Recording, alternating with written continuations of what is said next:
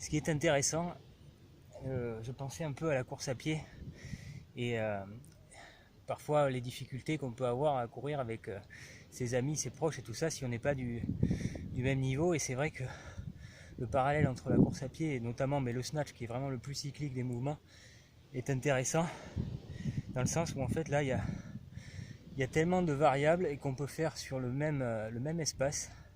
On peut varier la charge, la vitesse, etc. Et toujours en travaillant ensemble à son niveau. Mais on peut avoir un champion du monde à côté d'un débutant que finalement la gestion de l'espace et du temps est le même. Et ça, c'est des variantes qui sont super intéressantes en kettlebell. Alors on peut aller courir sur piste évidemment, mais globalement, ce qu'on a tendance à faire, je sais pas, vous partez avec femme ou enfant, vous promenez, et mais finalement la boucle c'est compliqué si à moins que vous descendiez un peu d'un cran pour vous adapter, mais sinon pour faire un véritable entraînement on va dire productif, c'est compliqué de le faire en famille par exemple.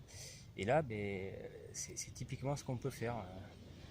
On voit aussi Stéphane Dogman s'entraîner avec sa fille côte à côte, pas les mêmes charges, pas la même vitesse, etc. Mais c'est quelque chose qui est réalisable. C'est peut-être anecdotique, mais on s'aperçoit que dans la gestion du quotidien, c'est quelque chose de fondamental.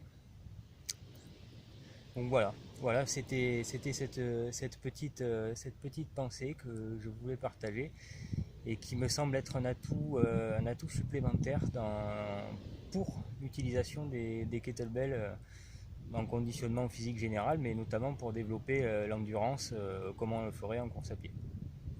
Voilà, adios.